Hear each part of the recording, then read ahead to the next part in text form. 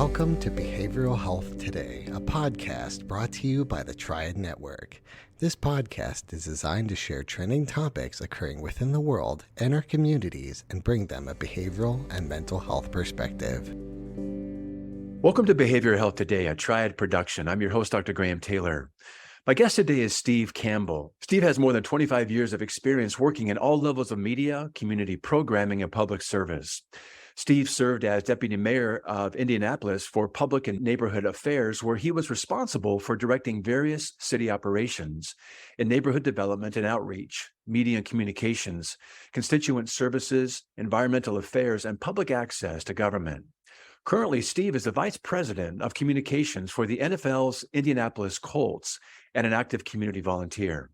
Together, Steve, the Colts, and the owners of the Colts, the Irsay family, have built a mental health awareness program called Kicking the Stigma, where they spread awareness about mental illness and encourage anyone battling with mental illness to seek the help they need. I'm happy to have Steve with us today as we discuss their awareness campaign, Kicking the Stigma. Steve, welcome to the show. Well, thanks for having us. It's really nice to have you here. You know, as we talk about this campaign, Kicking the Stigma, mental health has developed such a prominent place, I think, more and more in our communities. And I would love to hear how, kind of just a brief history of what brought Kicking the Stigma into creation with the Colts. Yeah, absolutely. Well, I'll start off by saying that the Colts have a mission statement that we adopted several years ago, and it's to entertain, inspire, and unite by winning the right way. And the reason I bring that up is because a lot of people will, at first glance will say, well, you're a football team and your job is football. So why do you care about this issue or other issues? And I think what that mission statement says, to entertain, inspire, and unite, particularly that inspire and unite piece, that signifies that we find what happens off the field is just as important as what we do on the field. And so the Irsay family, led by Jim Irsay, the owner of the Indianapolis Colts, and his three daughters, who are also owners of the team, they live and breathe that every day. And so they have been very, very clear to everyone that exactly what I just said. It's just as important what we do off the field as what we do on the field. And so that's why that mission statement, rings very powerfully around our building. And so the Irsays, and this was back in 2019, so going back about 3 years, the Irsays wanted to figure out an issue that they could champion, and they actually had a conversation among themselves. If there was one issue that we wanted to touch and bring attention to, what would it be? And they landed on mental health. There's a personal family connection to it. Mr. Irsay has been pretty open about some of the struggles that he's had throughout his life. His daughter, Kaylin, who leads Kicking the Stigma for the Colts, has talked about some issues that she's had in her life, and it really connected and resonated with their family. So they decided that mental health was going to be the cause that they wanted to talk about and champion. And so we were going to start in 2020, in early 2020, but as we all know, the world shut down in March of 2020. And so that kind of put our plans on hold for a little bit. But what we discovered, and I think what everyone discovered during the pandemic, is that mental health became a much more prominent issue because it affected so many people across the country and across the globe. And so it became very, very important to begin talking about it and talking about it a lot more. Then you had sort of this critical mass around the same time as we launched Kicking the Stigma of other prominent athletes who stepped up and started speaking about mental health. And so we have this kind of critical mass of prominent folks talking about it. And, it's folks like Michael Phelps, yes, Simone Biles, Naomi Osaka, sure, Kevin Love, and DeMar DeRozan in the NBA. So many people, Lolo Jones, the Olympian. And they've talked about not only mental health in sports, but mental health in your greater life as well. And so the Irsays decided in late 2020, even with the pandemic going on, they thought this is the perfect time to launch this and get people talking about it. And so we started by launching PSAs that ran nationally at the end of 2020. And then we've been going full steam ahead ever since. I love the idea of the athletes having stepped up, the players you talked about, including Hayden Hurst, Solomon Thomas, Darren Waller, like you mentioned, Darius Leonard. And what I love about these athletes is they are prominent folks, and they are at the peak of what everybody sees as being kind of the pinnacle in our society. However, what I love that they're doing is they're talking about the power of vulnerability. Mm-hmm. And the encouragement and the gentle nudging of encouraging folks to reach out and the Talk Someone, one of your kind of sub slogans is, it's okay not to be okay. And I love that, because what you're talking about here is we oftentimes think of mental health as kind of a dichotomy. In Sure. other words, one is either mentally healthy, simply in the absence of being mentally ill. But instead, when you talk about it this way, you're seeing mental health more on a continuum. And this allows us to understand and detect and I think intervene at various levels in one's life. So what I love about Kick the Stigma is that you're conveying that it's okay not to be okay. And when we frame it this way, we're conveying the importance of mental wellness. Someone doesn't have to have a mental health diagnosis, do they, in order to need or benefit from managing their mental well-being. And this program really kind of gently nudges people into taking a look at a larger way of seeing ourselves as mentally well. I love that piece. Yeah, that's right. It's interesting. There's another phrase that we didn't come up with, but we use it all the time, and it's mental health is health. And so, we didn't come up with that one, but we love it because it reminds people that if you sprain your ankle or if you have a bad cough, you never hesitate to call a doctor. Well, some people do, but most people don't hesitate to call a doctor when there's something serious. But when it comes to how you're feeling and how you're responding to the outside world and how you're reacting to the outside world and how it affects you emotionally, that's where we all tend to clam up. And so the fact that all these athletes I mentioned, some of the ones that you just mentioned from the NFL and some of these other folks, the fact that they're stepping up and talking about vulnerability, especially since we all, as you said, they're at the pinnacle of what we look to for a successful life. And these folks are opening up and saying, hey, sometimes we even feel this way. I mean, you might see me on the football field going out and being a terror on the football field, but it doesn't mean that I'm not affected by the same things that folks are affected by in everyday life. And then one thing you said was very important is that it is a continuum. As you said, it doesn't have to be a diagnosis like schizophrenia. Right. Or chronic depression or suicidal ideation. It doesn't have to be a hard and fast diagnosis. It affects literally every person on the planet, just like your physical health. Mental health is a part of your total being. And so even if you don't have a diagnosis, you might be having a hard day. And I think one of the things that the pandemic taught us is that, hey, this could happen to me too, or to someone I care about. It's not something that's over there. And I think a lot of people started to experience feelings that they haven't experienced before during the pandemic. And I think it opened a lot of eyes to what people go through on a daily basis. The pandemic, of course, was an extreme example of isolation and just things just being off and weird in the world for a couple of years. But reminding people that mental health is health is something powerful that came out of that. If that's one silver lining to what we've all been through over the last couple of years, it's that we're beginning to talk about it more. Yeah, Steve, I appreciate that piece. You're taking it even to a little bit larger perspective here when you say, if we could take a look at our medical health, our physical health, well, that's one layer of our health, and other layers maybe our spiritual health. How are we doing in that aspect of our lives? And then you're talking about what if we round it out and kind of have a three-legged stool that has our mental health, our mental wellness, and that. So all those things together equal our health, don't they?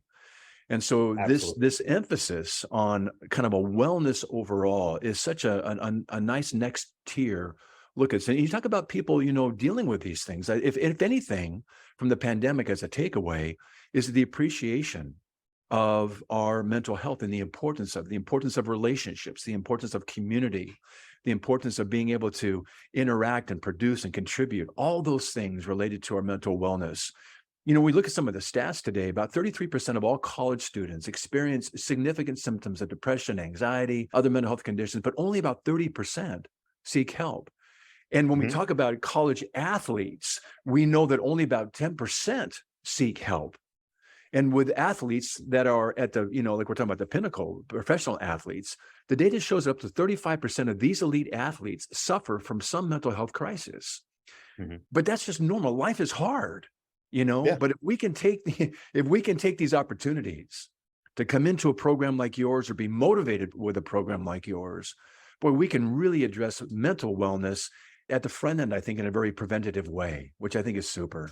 Yeah, that's absolutely right. I mean, it's catching these problems earlier. I mean, one thing that we're helping with here in Indianapolis is with mental health first aid. If you think about a paramedic or EMT or anyone in the health professions, one of the first things you learn is CPR, right? You learn first aid. You learn how to save someone's life when they are in an immediate physical crisis. Yeah. And so in the last 10 years or so, experts have been asking the question, well, why aren't we doing that in mental health? Right. Catching these disorders and illnesses early. So one group we're partnering with are the physicians associates and physicians assistants across Indiana. The Irsay family and the Colts funded a training in mental health first aid for about 15 physicians assistants and associates here in Indiana. And they're going to go out and in turn train other folks in their facilities and their communities, so that we're hoping to get overall 2,000 people trained in mental health first aid. Again, that seems like a pretty simple thing to do, but it's not being done in a lot of places. Again, we're stepping in and helping train some folks. This is something where probably public dollars should be allocated, but there aren't enough of those right now to be allocated to something like this. So we decided to step into that space. And so I think that's a really good example about catching these disorders early. And then, the physicians associates and assistants, they're often the first person that someone sees anyway. And so, why not arm them with the information and the education to know this person has a disorder, or this person might be walking down the road toward a disorder. What can we do to help them now? We get to talk about different levels of intervention, primary prevention, whereas we catch something early. We have resources where there's a primary first aid. Not everybody, needs major surgery. Not everybody needs to go into a therapist's office right away. They don't. But if we can have these different levels kind of on that continuum idea again that you're encouraging us to look at, these are some ways that we can get in there early. We can direct people into the areas of focus that they need. And I'm just so impressed with your guys' commitment. You guys have given over about $4 million in grants, and you committed more than $17 million in expanding mental health treatment, research, awareness. That is really noteworthy. I know you guys also work with Mental Health America. You guys also work with the organization Bring Change to Mind, Project Healthy Minds. And you guys are involved with the National Alliance of Mental Illness, NAMI, which is phenomenal. I'd like to find out, just as we talk about this and your guys' commitment to this, talk more about what the campaign is raising in terms of awareness and some of the resources like the mental health first aid that you're offering. Yeah, sure. Well, there are two sides to Kicking the Stigma. One is just about awareness. And that's important because the name of our campaign has stigma in it, because that stigma is incredibly powerful. It's what's preventing whatever percentage of people who aren't going to seek treatment. And there's research out there that says that the lion's share of that is because of the stigma. You don't want to admit weakness, any type of emotional weakness. I mean, it's surprising in many ways, but it baffles the mind again sometimes that when you have a physical ailment, you immediately go take care of it, but on emotional, mental, that we put those aside. And so the first part of it is basically just awareness. We have national PSAs that have run over the last 2 years, just saying, let's kick the stigma and explaining what stigma is. Right. So that's a major part of it. And then the other part is just to raise and distribute funds to those organizations who are on the front lines of this issue every single day. And so we've been able to partner with a lot of great organizations, the American Association of Physicians Associates and Assistants, and working with the group here in Indiana. We actually, the Irsay family donated $3 million to Indiana University. Two of the Irsay daughters are Indiana University alums, and it's kind of right in our backyard. But there was already one of the national experts on stigma in mental health was already down at IU. So we and the Colts and the Irsay family donated $3 million to create an institute to study stigma, to study the stigma and how to break down the stigma, that they will go seek the help and the treatment that they need. And there are organizations kind of all across the board. There's one group, the Gary Sinise Foundation. A lot of people know the actor Gary Sinise, and he does a lot of stuff with veterans. That's one group that we found in our last 2 years that are in need of some resources and some help, because our veterans, it's very analogous to what we talked about with athletes. People in the military, we expect them to be bigger, stronger, faster, braver than the rest of us. And so when they experience trauma, or when they experience some type of major life event that affects them, and let's be honest, if you're in the military, especially if you're in a combat zone, that's going to happen to you. They're caught by that stigma as well, because they've had a wonderful military career, a uniform full of medals, but it's tough for them to go in and say, I need help. So we worked with the Gary Sinise Foundation on some projects that help veterans. Substance abuse and substance use disorder. I mean, that's obviously a huge issue with the opioid crisis around the country. We've worked with a lot of local groups who specifically focus on addiction services, because again, as we know, addiction and mental health, addiction is a mental health issue. Right. So it's been really exciting, actually. One of the cool things has been to see what is actually going on out in the community.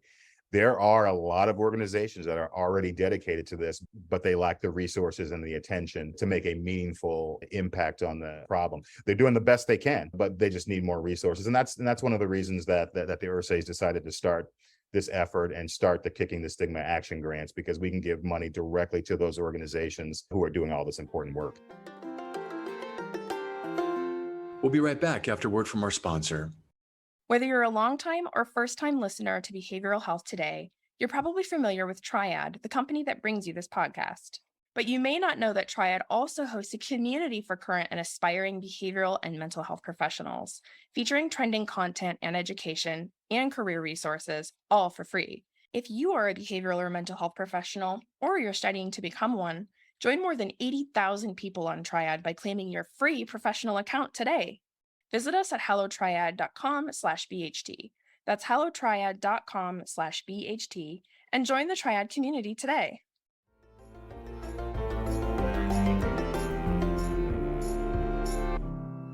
Man, I can't think of two better components, being able to raise awareness and being able to fund those programs that are doing it right.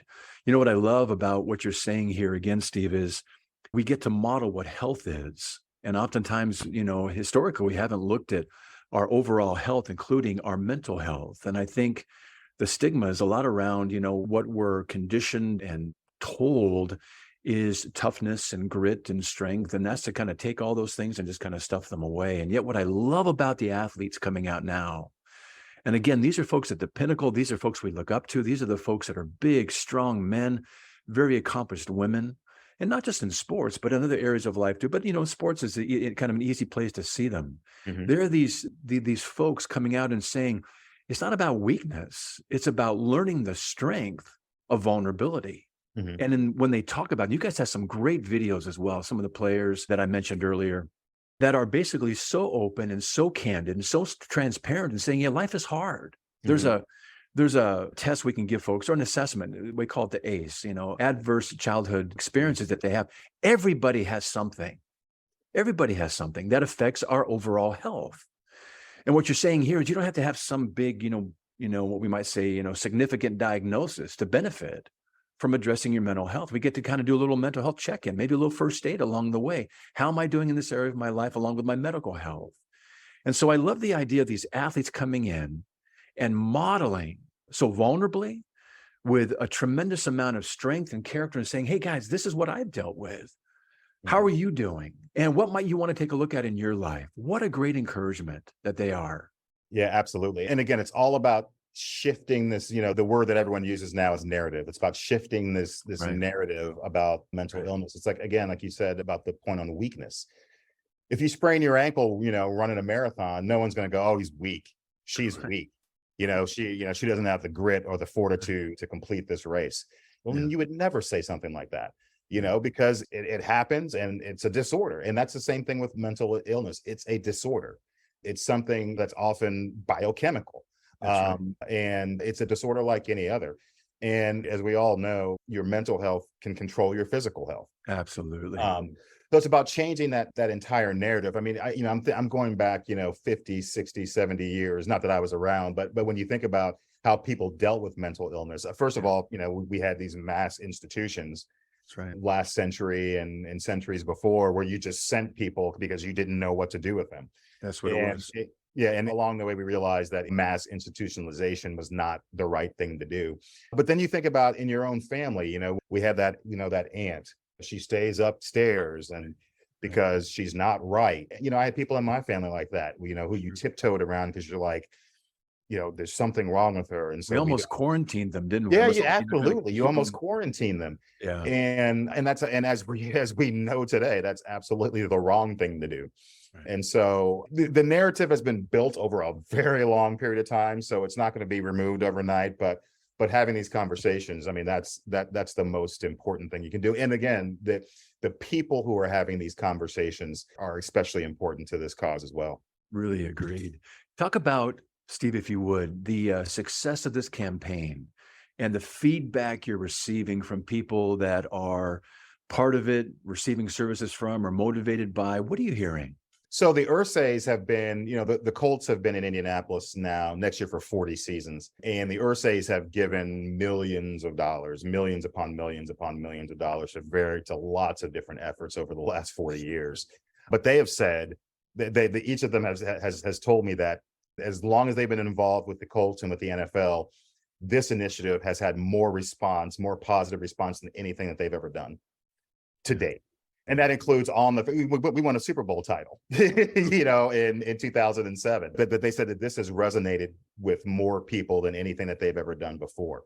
And I think part of that reason is because, as you pointed out, this affects everyone. Whether you've been diagnosed or not, it affects you, it affects a friend, a family member, a coworker who might have a more serious problem. But then again, your own mental wellness is important. So everyone has a story. That's another amazing thing we found out about this, is that when you talk about this, everybody has a story. Again, a friend, family, coworker, or themselves. Yeah. And so this is one of those issues where by addressing it, you can take care of a lot of other issues. From my days in government, when I worked in Indiana state government in our governor's office, and then I worked in the Indianapolis mayor's office, and I used to call certain things silver bullet issues, that when you address this issue, you end up addressing 7 or 8 or 9 different societal issues as well. And I think mental health is really one of those issues, because, talk to any law enforcement person, any person in law enforcement, they will tell you that the majority of the people who they come in contact with have some sort of mental health disorder. That's right. And that's a crazy thing to think about, because we're filling up jails, whether long-term or overnight or for whatever period of time, with people who just need help. So there's that aspect of it. I mean, just a note around that too, about 68% of people presenting to their primary care physician come in really with a mental health issue, not about a physical issue. So what you're saying is that the mental health piece infiltrates every aspect of our lives, doesn't it? Absolutely. Yeah, absolutely. And we've kind of, I was about to say we've forgotten. I think we're discovering that more and more, because again, 100 years ago, we didn't know that the mind affects the body as much as it does. I mean, we certainly know that now. And so that's why it's so important to keep pushing forward with this, and letting just ordinary people, again, someone might come to a game and say, well, I feel okay. I'm doing okay in my life. I mean, life is tough and I've had some ups and downs, but I'm doing all right. But, again, mental health is health. It's part of your health. And we want people to recognize that in themselves and in others.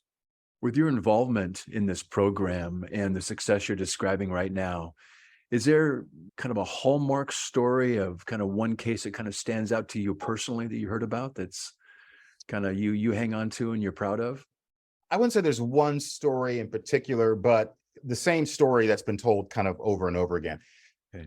One of the things that has made us, it kind of makes you sad in one way, but it also makes you realize that you're having an effect, is that once they start our PSAs, we had people calling our front desk, the Indianapolis Colts, and saying, my son or my daughter or my husband needs help. Where should they go? And again, we never claim to be experts on this. Our primary job is to run a football team, and win football games and provide enjoyment and entertainment that way. So most people, walk in thinking that they're doing okay. But again, we want to just make sure that everyone understands that this is a part of everyone's everyday life and has a great effect on all of us. That's really good. As you look down the future, in terms of continuing to promote the way you guys are doing and mental health and wellness, what's your hope for the future in using the NFL and professional athletes as well as a platform for this message? What are your thoughts? Yeah, I think you use the correct word, platform. I used to tell people all the time, before I started working for the Colts, I always said, I don't know why sports is so important to the world. Yeah. But it's not just America, it's all around the world. So I don't know why sports is so important, but it is. I was like, you turn on the evening news, it's news, weather, sports. I don't know how sports achieved such a prominent place in our culture, but it's there. And particularly in the NFL, which is, in our opinion, the biggest and best league in the world, we have a platform to talk about a lot of different issues. The NFL, every year we have a game that's called Intercept Cancer, and every team around the league has a game where they focus on the battle against cancer. We have a salute to service game where we honor our military veterans and military families and active servicemen, men and women. Yeah. We have Inspire Change, which is a league-wide initiative on social justice and making sure that people are afforded equity and opportunity and reminding people about that. And so we see mental health just as important as all of those issues as well. And we have the platform because we have eyes on our product. And going back to that mission statement that I talked about earlier, the first thing in our statement is to entertain, obviously, because we're in sports and entertainment, but to inspire and unite. It goes back to that point that we're also here to do that, because that's something that sports can do that a lot of other things don't have the ability to do. It brings people together to focus on the game and having fun, of course, and rooting for your home team, but also to remind them that, hey, there are bigger issues out there in life, and if we can help, we're going to. It's really good. You guys are doing some right things, Steve. Hey, in terms of upcoming events and the continued use of your platform, I understand you have a game coming up that's focused on kicking the stigma. Tell us a little bit about that. The Colts are the first NFL team to have a game specifically dedicated toward mental health awareness. And so on November 28th, we welcome the Pittsburgh Steelers to Indianapolis for Monday Night Football. And we're using that game to highlight mental health awareness and kicking the stigma. So one of the things that we are fond of doing for things like this is for pregame warm-ups. When the players are out warming up before the game, they'll all be wearing Kicking the Stigma t-shirts. Again, because there are a lot of eyes on them, even when they're working out and warming up before the game. And so having them all, unified in this t-shirt is a great message to send, that they're all standing with us and standing behind us. We also have various messages throughout the game that people will hear about mental health and about kicking the stigma. Essentially, we want to use this as a platform. We have 60,000 of our closest friends joining us. And so in between first downs and touchdowns and fumbles and things like that, we're hoping to just touch people a little bit with this information. Going to a football game might be the last place you expect to see something like this, but that makes it even more powerful that more and more people are talking about it. And so, we look forward to it. It's Monday night, November 28th against the Steelers, and we're looking forward to a great game and then also a great day of highlighting Kicking the Stigma. With a great message. That's fantastic. Hey, where can we learn more about Kicking the Stigma and what you guys are doing in the Colts organization as a whole? Yeah, we have a great page up on our website. It's colts.com/KTS, standing for Kicking the Stigma. And we have a lot of content up there from a lot of folks who have contributed to our effort. We've had some really fun people who have contributed some videos for us. Obviously we had Peyton Manning and Tony Dungy, since they're both, famous Colts. But we also had some folks who contributed to this effort. Snoop Dogg, of all people, That's awesome. cut a video for us talking about mental health. Rob Lowe, who happens to be a Colts fan, cut a video for us. We had videos with Dr. Condoleezza Rice and Aaron Andrews, Jane Pauley, who's from Indianapolis and has been open about her diagnosis of being bipolar. And she's been very, very open about that. And so we've had conversations with them. Mike Epps, actor, comedian, he's also from Indianapolis, has donated his time and his energy to this effort. And so we've had a lot of great content up on our website. And then we also have resources, because again, we're not experts and we don't claim to be experts, but we want to get people to the right place. So when they do call our front office and say, where do I go to get help, we can send them to several organizations here locally or wherever they are in the country to get help. And then we have a lot of information up there about just a lot of the organizations that we partner with, because they are doing great work. I mean, we want to empower the organizations that already have great models out there to continue doing their great work. Yeah, you guys have a very, very helpful webpage. It's really nicely laid out, easy to go through. I looked through a number of things on there, and it's very entertaining, but most importantly, it's informative. It right sizes mental wellness and mental health. And I think you guys are doing just a really great job. Well, Steve, it's been great to have you on the show today. So nice to be with you. And thanks for sharing us what you guys are doing with Kicking the Stigma. Well, thanks for having us. I mean, again, this is an important issue. Thank you for your program and your podcast, because again, the more voices that we have telling people that it's okay to not be okay, the better we'll all end up. I appreciate that. And I would agree with you fully. I also want to thank you, our listeners, for joining Steve and me today. It's always great to have you with us. I want to plug once more that the Indianapolis Colts will be hosting the Pittsburgh Steelers where they're going to be promoting the Kicking the Stigma campaign, as Steve shared with us today. So we encourage you to tune in to the Monday Night Football game being broadcast on November 28th.